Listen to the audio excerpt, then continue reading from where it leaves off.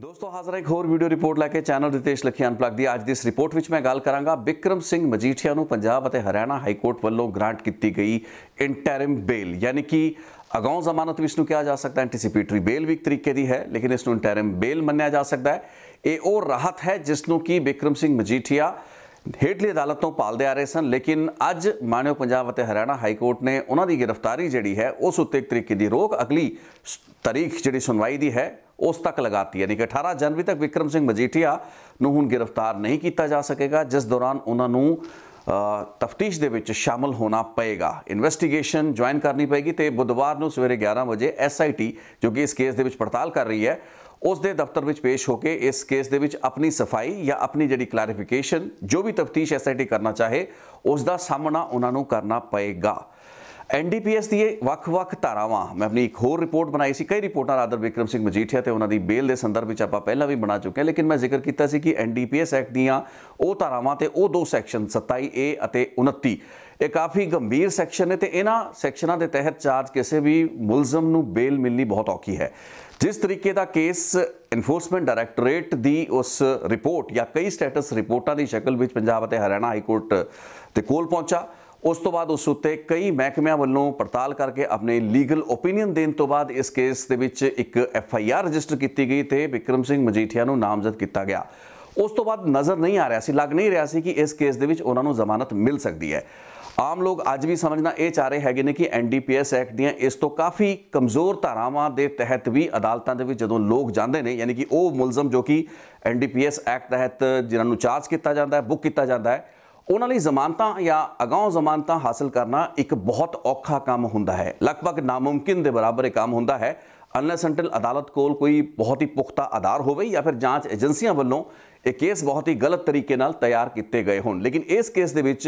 Enforcement डायरैक्टोरेट जो report तैयार करता है वो हाईकोर्ट वालों घोखी जाती है, उस विच STF ते SIT दी वख-वख जिहड़े अधिकारी हैगे ने उस पूरी दी पूरी रिपोर्टां नूं वैट करते हैं। पंजाब का जिहड़ा DGP सिद्धार्थ चट्टोपाध्याय उस वक्त होंगे ने, उन्हां वल्लों ये जानकारी एक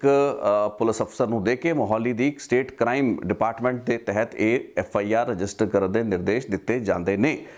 सो जो एडी कोख हो चुकी है, एडी जिसनूं कह सकते कि ब्रेनस्टॉर्मिंग इस पूरे के पूरे केस विच की जा चुकी होवे, उस तो बाद भी अदालत वालों ये जे अगाऊ जमानत देती जाए, इंटरिम बेल देती जाए, तो इसका मतलब की लगाया जा सकता है। हाईकोर्ट दे विच हुई इस केस की सुनवाई या जी तिखी बहस जिस विच कि बिक्रम सिंह मजीठिया के वकील मुकुल रोहतगी सन ते पंजाब सरकार वालों उन्होंने एडवोकेट जनरल समेत P चिदंबरम देश के जो फाइनांस मिनिस्टर भी रह चुके हैं ने, P चिदंबरम एक बहुत ही चोटी के सुप्रीम कोर्ट के वकील ने, उन्होंने दरम्यान काफ़ी झड़प भी रही तो काफ़ी तिखी बहस भी रही, लेकिन इस तो बाद अदालत वालों ये इंटरिम बेल जी बिक्रम सिंह मजीठिया को दी गई है, इसका आधार तकरीबन उस सियासी कारण मन्ना जा सकता है जिसका इल्ज़ाम बिक्रम सिंह मजीठिया के बचाव पक्ष ने लाया सी, क्योंकि ये पूरे केस दे विच सियासत बहुत ही वड्डे पद्धर की हुई। मजीठिया की थां जे कोई होर मुलजम रहा हुंदा तां कि उसनूं भी इस तरीके की बेल संभव सी इन्हां सैक्शनां के तहत, शायद नहीं। ये जी एंटीसिपेटरी बेल या उन्होंने इंटरिम बेल दी गई है, इसके कई गंभीर होर सिट्टे या इंप्लीकेशनस भी आने वाले दिनों में होंगियां, क्योंकि इस तरीके के अदालतों के जोड़े फैसले होंगे ने बाद उन्होंने रेफरेंस पॉइंट के तरीके नाल वरत्या जाता है। NDPS के जिन्ने भी केस देश भर के रजिस्टर होंगे ने या होणगे, घट्टो घट्ट पंजाब अते हरियाणा हाईकोर्ट के डोमेन के आने वाले पंजाब अते हरियाणा के सूबों के केस एक टेस्ट केस बन सकता है। हालांकि इस केस की अगली सुनवाई यानी कि 18 जनवरी को जो इस मामले के दोबारा बहस होएगी या दोबारा इस केस उत्ते विचार किया जाएगा इस अदालत वालों, उस वक्त इस इंटरिम बेल उत्ते की अदालत मोहर लगाएगी, ये अगला सवाल होएगा। तो तफ्तीश दौरान कितनी कोऑपरेशन बिक्रम सिंह मजीठिया वालों जांच एजेंसी या SIT नूं दित्ती जाती है, क्योंकि पहला ही बिक्रम सिंह मजीठिया के जोड़े पक्ष ने उन्होंने बड़े ही गंभीर दूषण इस SIT उत्ते लाए ने, उन्होंने उत्ते मैं आवांगा। लेकिन इत्थे ये भी समझण वाली गल है कि बिक्रम सिंह मजीठिया नूं की एक सियासतदान होने का फायदा इस केस दे विच मिलिया है। पंजाब विधानसभा का चोण सामने है तो चोणों तो महज 1.5 या 2 महीने पहला उन्होंने खिलाफ एक FIR दर्ज की जाती है, जोड़े हालातों के तहत FIR दर्ज की जाती है उस दे विच भी काफ़ी कंट्रोवर्सीज ने, कई विवाद उस दे नाल जुड़े हुए ने, कई अफसरां की चोण उन्होंने DGP अहुदियां ते लगना, ये सारे विवाद जुड़ते हैं कि अदालत वालों ये जिहड़ा फैसला लिया गया है उन्हां सारे विवादां नूं देख के पंजाब दे आने वाले विधान सभा चोणां नूं सामने वेख के या फिर बिक्रम सिंह मजीठिया दा जिहड़ा इलैक्शन उन्हां वल्लों लड़ाया जाना है मजीठे हल्के तो बतौर एक पॉलिटिशियन एक सियासी पार्टी के लीडर के रूप विच कि ये सारियां चीज़ां एक आधार बनियां ने इस बड़े वड्डे बैनीफिट का। एक बहुत वड्डी हैरानी की गल ये भी देखने विच बीते कुछ सालों तो रादर मिल रही है कि अदालतां वल्लों ये जिहड़े सर्कमस्टांसिस हुंदे ने किसी भी केस दे विच कोई भी सुनवाई चल रही होवे लेकिन हालात नूं भी ध्यान विच रखिया जांदा है। सो इन्हां सियासी हालातां दा पहला नमूना असीं पंजाब अते हरियाणा हाई कोर्ट विच उस वक्त वेख्या सी जदों कुछ महीने पहला सुमेर सिंह सैनी के खिलाफ जिन्ने भी केस रजिस्टर किए गए उन्होंने एक ब्लैंकेट बेल जिहड़ी सी वो देती गई। ये दस्सिया गया कि फरवरी 2022 जब तक पंजाब दीयां चोणां विधान सभा चोणां नहीं हो जांदियां तब तक उन्हां दे खिलाफ किसी भी कार्रवाई दे विच एक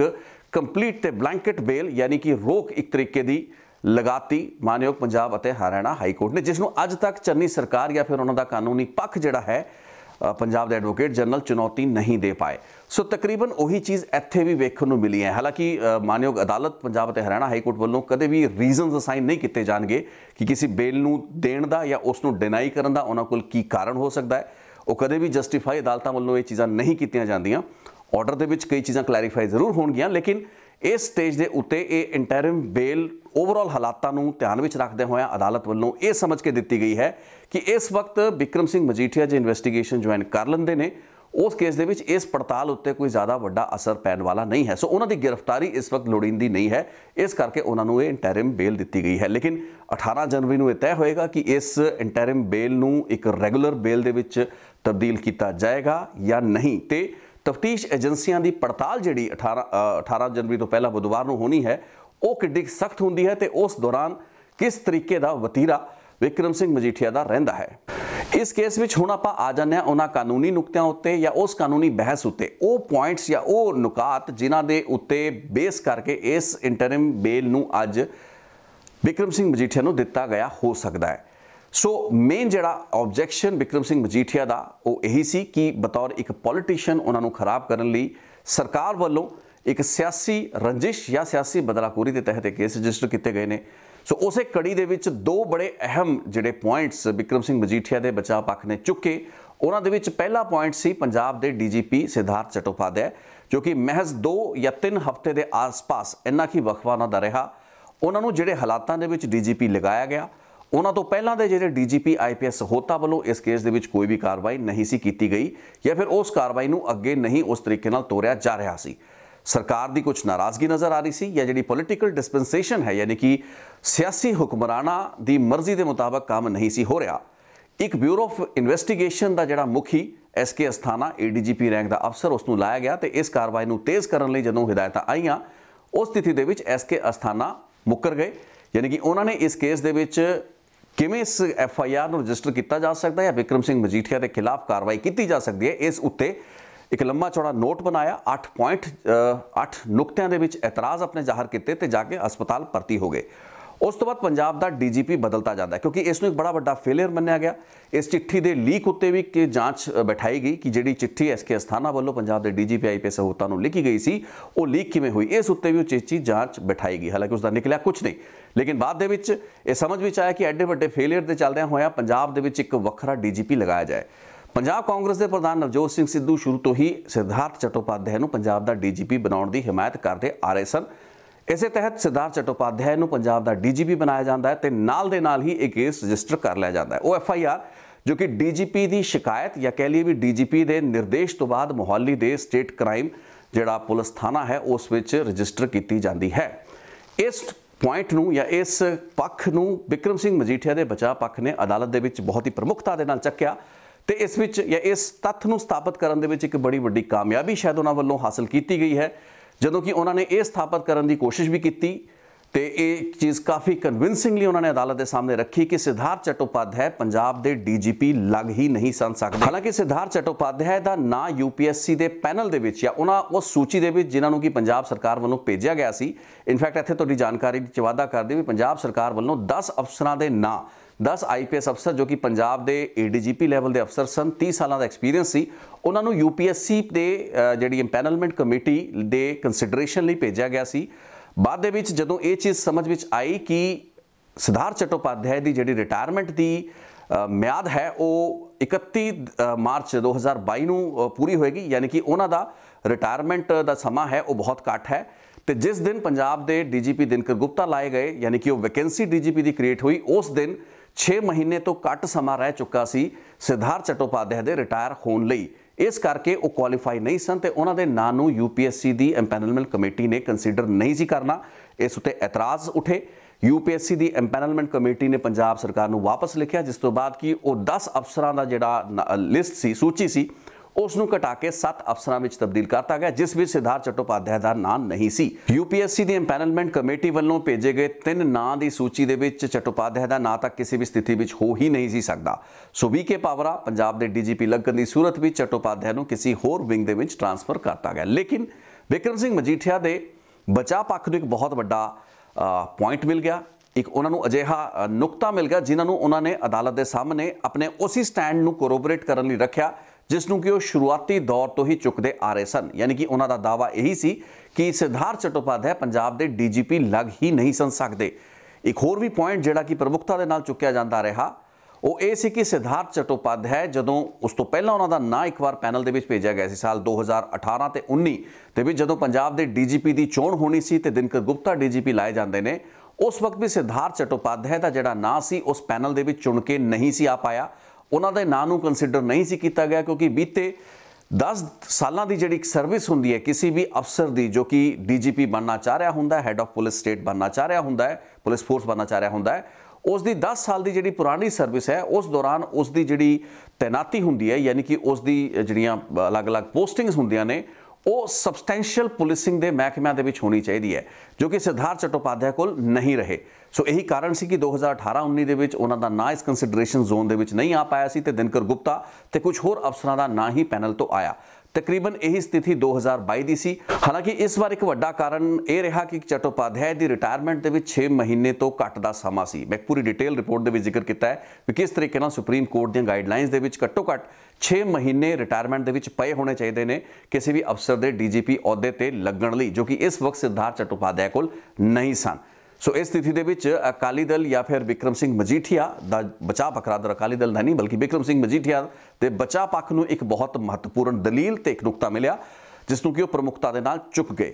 on the top of it ਇੱਕ ਜਿਹੜਾ ਦੂਸਰਾ ਪੁਆਇੰਟ ਬਿਕਰਮ ਸਿੰਘ ਮਜੀਠੀਆ ਦੇ ਬਚਾਅ ਪੱਖ ਦੇ ਹੱਕ ਵਿੱਚ ਗਿਆ ਉਹ ਇਹ ਸੀ ਕਿ ਆਪਣੀ ਨਿਯੁਕਤੀ ਤੋਂ ਕੁਝ ਦਿਨ ਬਾਅਦ ਹੀ ਸਿਧਾਰਥ ਚਟੋਪਾਧਿਆਏ ਨੇ ਜਿਹੜੀ SIT ਬਣਾਈ, ਉਸ SIT ਦਾ ਮੁਖੀ ਬਲਕਾਰ ਸਿੰਘ ਨਾਂ ਦਾ ਇੱਕ AIG ਲਗਾਇਆ ਗਿਆ ਜੋ ਕਿ ਹਜੇ ਵੀ ਬਿਕਰਮ ਸਿੰਘ ਮਜੀਠੀਆ ਤੋਂ ਪੁੱਛਗਿੱਛ ਕਰੇਗਾ। ਇਸ SIT ਦੇ ਮੁਖੀ ਬਲਕਾਰ ਸਿੰਘ ਦੇ ਬੇਟੇ ਪ੍ਰਿੰਸ ਪ੍ਰੀਤ ਸਿੰਘ ਜੋ ਕਿ ਸਬ ਇੰਸਪੈਕਟਰ ਅਹੁਦੇ ਤੇ ਤੈਨਾਤ ਹੈ, ਉਸ ਨੂੰ ਇੰਸਪੈਕਟਰ ਰੈਂਕ ਦਿੱਤਾ ਗਿਆ, ਇੱਕ ਲੋਕਲ ਰੈਂਕ ਇੰਸਪੈਕਟਰ ਦਾ ਦਿੱਤਾ ਗਿਆ। ਪੰਜਾਬ ਦੇ ਵਿੱਚ ਇਸ ਤਰੀਕੇ ਦੇ ਰੈਂਕ ਰੇਓੜੀਆਂ ਦੀ ਤਰ੍ਹਾਂ ਪੋਲੀਟੀਸ਼ੀਅਨਸ ਵੰਡਦੇ ਫਿਰਦੇ ਨੇ। ਸੋ ਇਹ DGP ਦੇ ਅਧਿਕਾਰ ਖੇਤਰ ਹੁੰਦਾ, ਉਹ ਕਿਸੇ ਨੂੰ ਵੀ ਰੈਂਕ ਦੇ ਸਕਦਾ, ਤਨਖਾਹਾਂ ਪੁਰਾਣੀਆਂ ਮਿਲਦੇ ਨੇ, ਮੇਰੀ ਅਲੱਗ ਰਿਪੋਰਟ ਇਸ ਉੱਤੇ ਵੀ ਬਣੀ ਹੋਈ ਹੈ।